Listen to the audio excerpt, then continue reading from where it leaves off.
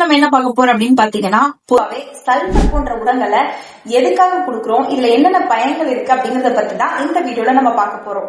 சல்பரை பொறுத்த வரைக்கும் முக்கியமா நீங்க கொடி வகை பயிர்களுக்கு நேரடியா கொடுக்க கூடாதுங்க.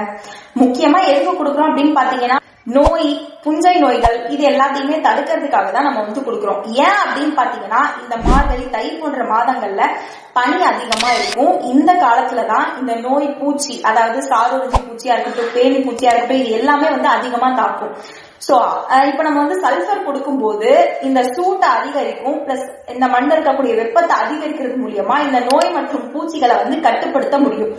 அதுக்காக தான் நம்ம இந்த சல்பர் கொடுப்போம். ஆனா என்ன பிரச்சனைனா, நம்ம இத நேரடியா கொடுக்கும் போது இது செடி வெந்து போகிறதுக்கான வாய்ப்பு நிறையவே இருக்கு. அதனாலதான் நம்ம சல்பரை நேரடியா கொடுக்க கூடாதுன்னு சொல்லுவாங்க.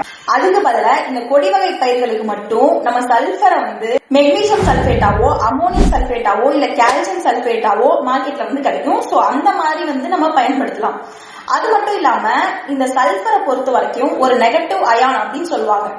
இந்த நெகட்டிவ் அயான் ஒரு பாசிட்டிவ் அயனா இருக்கக்கூடிய மெக்னீசியம், கால்சியம் இது எல்லாத்தையுமே எடுத்துட்டு போற ஒரு கருவியா செயல்படுது.